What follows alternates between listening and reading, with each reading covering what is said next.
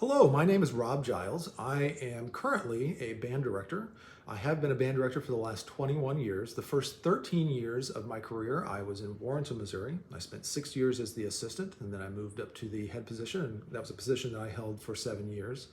Following my tenure at Warrenton, I have moved to University City. I was in University City for 3 years as an assistant director, and after my third year, I was appointed to the director of bands position. That's a position that I've held at University City for the last 5 years. The reason I was moved up into that position was because I excelled in growing the program at the middle school. But more than that, it was reaching out to the community and the staff members and the students and all understanding, where I wanted this program to be.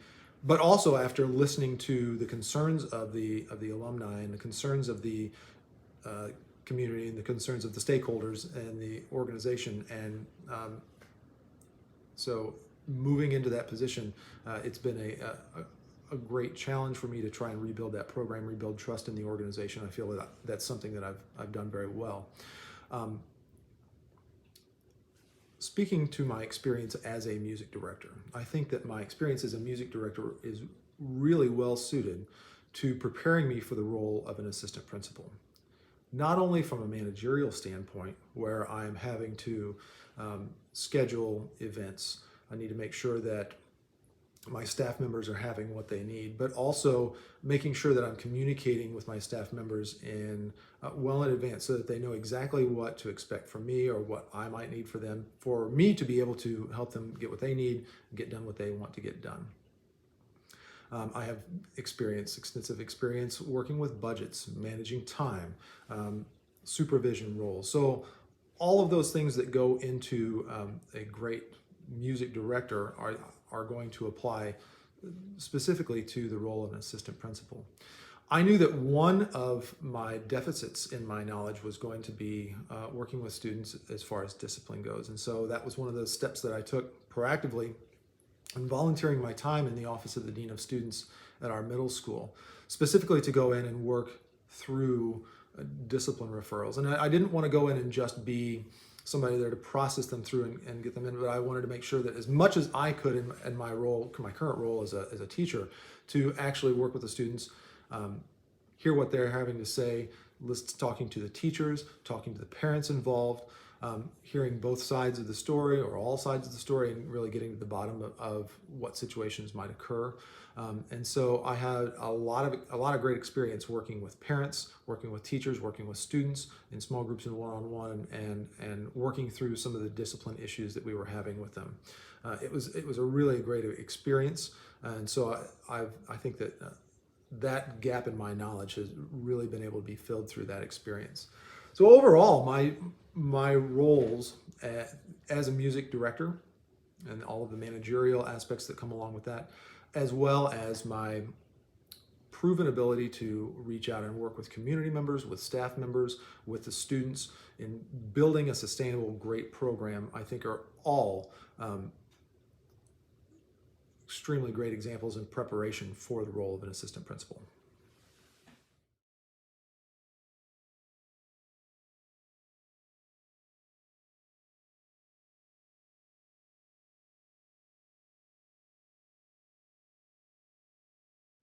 I think the top three qualities that an assistant principal needs to have. The first is that they are fair and consistent.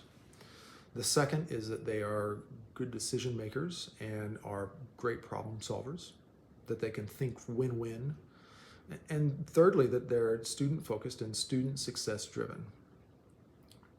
Going back to the fair and consistent, a large part of an assistant principal's position is going to deal with discipline. And so students and parents and staff need to know and expect that those discipline issues are being dealt with fairly and they're being dealt with consistently, and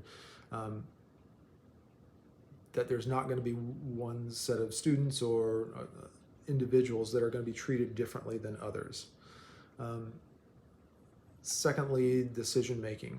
Not every single decision is going to be an opportunity for a conference with the principal. The principal is going to need to delegate out some of the responsibilities to the assistants, and so the assistants need to be pretty ground in where their decision makings comes from, and in my opinion, that comes directly from the third, and is that the best decisions that are made in school are made with the students in mind, or made with student success in mind. You know, when you start to get into making decisions to make adults happy and comfortable, you're going to have maybe a happier staff, but not everything is going to be best for students. And that's why we're here. We're here not to provide adults with jobs, but we're here to provide education and great experience to students. In my experience and how have I expressed this in my current role, I think that all of those things, making sure that the students, whether they're there wanting to go on to be music majors in college, or whether they're there for a social aspect, they're all part of my groups, and they all find a place in my ensembles. And my expectations of them are that they try their best. Not that they put out their best performance, but that they try their best and that they're there for the group. You know, being fair and consistent in that way. Decision making and problem solving. I'm not asking students to do things that are going to be detrimental to them.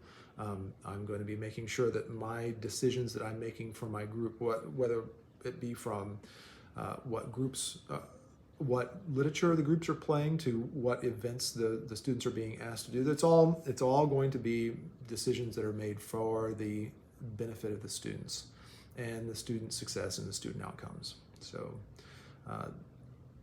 just in the way that I've run my programs should speak volumes to those three characteristics and how I have used them in my current role.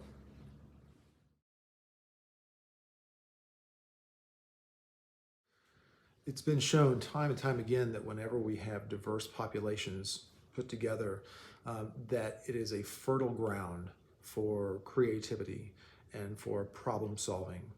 And so the opportunities that we get with that diverse background and having diverse background knowledges is the opportunities to have ideas presented that wouldn't necessarily be found in a monoculture. One of the challenges with that, on the flip side, is making sure that all of those different groups feel safe, being vulnerable and opening up and having their voices heard amongst others that they may not be comfortable with. So the challenge there is to provide opportunities for all voices to be heard and all ideas to be expressed and understood from the rest of the group. As far as the socioeconomic opportunities, we have the opportunities to provide students a means of finding stability. Especially those students that maybe come from a lower socioeconomic status, where they are going to be coming to school, but in the back of their mind, or possibly in the front of their minds, they're already focused on after school. Do I have to go get a job to help support the family? Do I have to go directly home from school to provide care for a family member? Whereas a student from a higher socioeconomic position might not have that worry. They may have the luxury of being able to spend time outside of the classroom pursuing other interests, pursuing hobbies or other leisure activities that might open connections and doorways for them. So our challenge is to provide every student, no matter what their position is currently on the socioeconomic ladder, an opportunity for them to feel fulfilled and to be fulfilled, to find out where they want to be and to be the most complete human being that they can be.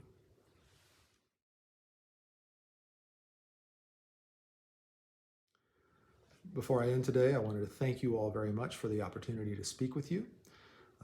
Thank you for providing me the opportunity to tell you a little bit about myself and my experiences and how I would be a great asset in the role of assistant principal at Mehlville High School. Thank you very much.